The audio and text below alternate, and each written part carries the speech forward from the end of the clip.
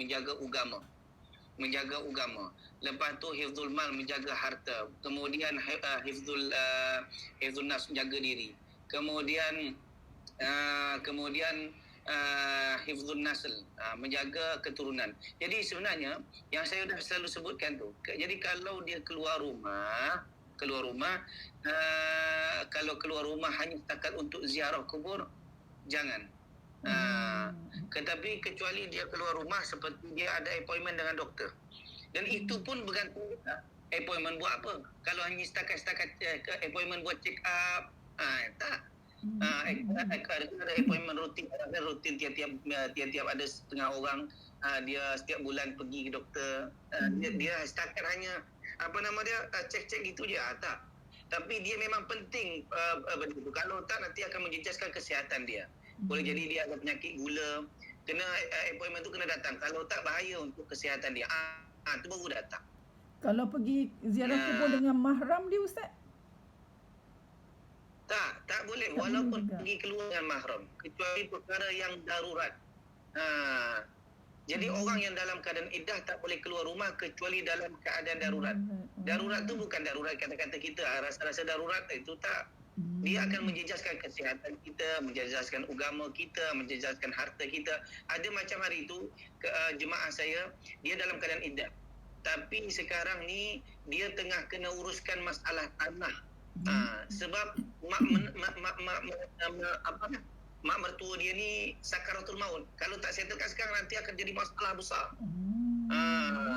Cepat settlekan masalah dia ni, masalah dia. Jadi disettlekan untuk menjaga harta ni boleh. Jadi ada perkara yang kena dijaga dan ada yang tak boleh tak boleh keluar. Kalau hanya setakat untuk ziarah sahaja tak boleh. Walaupun dengan mahram. Walaupun pergi dengan anak sendiri, walaupun dengan anak. Lama Ustaz. Lama nak tunggu 4 bulan tu. Ya. Kecuali mungkin ada setengah individu dia ni ada jenis penyakit macam OKU sebenarnya. Ini ada penyakit dalaman. Kalau dia tak nak, dia maknanya apa yang dia nak tu tak dibagi, dia mengamuk, dia badan sendiri, kan ada jenis orang macam tu kan. Tahu tak? Tahu. Dia nak pergi keluar. Kalau tak dibagi keluar, maka dia akan menyusahkan diri dia sendiri, cederai diri sendiri. Ambil pisau ke dia tokok diri sendiri supaya dibenarkan keluar. Dia ada jenis orang punya penyakit jiwa. Depression lah tu kan? Jenis macam ni boleh. Okay. Sebab kalau tak, dia akan mencederai diri sendiri. Kita ikat pun dia akan berusaha nak uluk-ulukkan diri sendiri. Tapi kalau dibagi, nanti dia sihat. Jenis macam ni boleh. Tapi kalau ini sihat, tak ada apa-apa, saja je rindu dengan makanan. Sebab dia susah hati. Dia kata mestilah orang semua pergi kubur ziarah suami dia tak dapat pergi. Ya, tapi itulah aturan Islam. Itu bukan aturan saya, itu aturan Allah dan Rasulnya. Dan itu ada dalam Al-Quran dan hadis. Jadi kalau selagi masa iddah tak boleh keluar kecuali dalam keadaan darurat. Kalau hanya setakat sedih hati sedih, biasalah. Isteri yang kalau suami yang dicintai isteri, kalau dia pergi pasti isteri sedih. Tapi kalau seandainya suami meninggal, isteri kenapa senyum-senyumnya bukan? Sudah lama saya tunggu yang ni. Itulah cerita. Satu lagi Ustaz, semalam ada orang tanya saya pasal kubur. Dekat kubur kan kita tanam pokok, tanam rumput kan. Kata rumput tu dan pokok tu akan berzikir untuk si mati. Betul? Ya. Betul. Nabi pernah buat pokok, dia cucukkan pokok. Nabi yang ada dalam hadis riwayat Bukhari itu. Nabi marra Rasulullah SAW biqabrin jadidain. Nabi pernah melintas dua buah kuburan, yang mana dua kuburan tu kuburan baru. Kata Nabi SAW, innahuma la yu'adzaban. Sesungguhnya mereka ni tengah diseksa. Dua orang ni tengah diseksa dalam kubur ni. Amma ahaduma fayamshi bin namimah. Yang pertama sebab dia suka namimah, suka mengadu domba orang. Wa ammal akharu fakana la yastabri'u min baulih. Yang ada pun yang kuburan kedua ni orang tak jaga kebersihan istinja. Lepas tu Nabi ambil pokok pelepah kurma. Pelepah Tahu. pelepah kurma dicucukkan. Pelepah tu masih basah lagi. Dan Nabi doakan mudah-mudahan pelepah ni kuburannya seksanya dikurangkan, diringankan sedikit sampai pelepah tu mengering. Memang ada dalam hadis Sahih Bukhari kan. Tapi ini pun masih dalam khilaf para ulama. Ada yang mengatakan pelepah itu dibuat Nabi itu khusus untuk dia dan itu untuk Nabi, bukan untuk semua. Ada yang mengatakan ini bermaksud umum untuk sesiapa pun. Tapi kalau seandainya pelepah dia tanam rumput dan boleh jaga kebersihannya, okey. Tapi tanam rumput biar lagi besar lagi.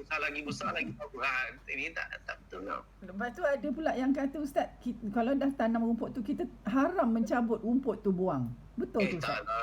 Tak ada haram dah pun. Tak ada haram. Boleh kalau nak bersihkan buang rumput semua boleh lah. Boleh nak bersihkan semula pun boleh. Tapi rumput pun pastikan jangan rumput ilalang.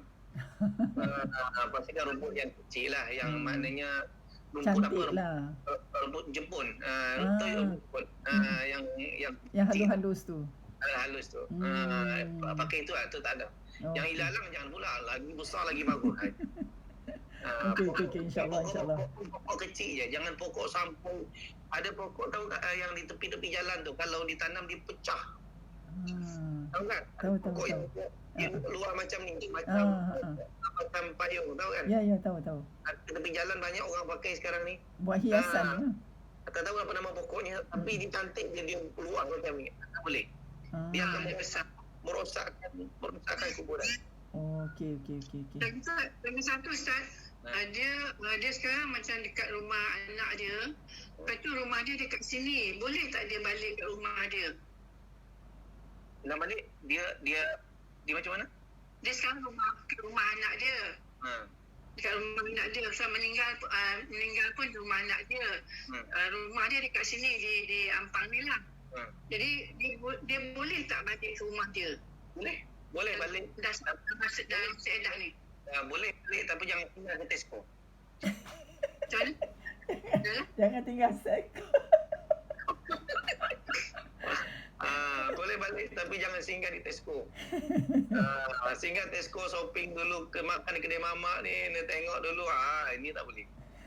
Tapi kalau hanya setakat pergi baliknya tak ada masalah. Sebab memang hukum asalnya dia akan kena tinggal di rumah suami dia. Dia dengan suami dia di mana? Di Ampang ni. Dulu rumah di suami dia di Kelantan. Contoh.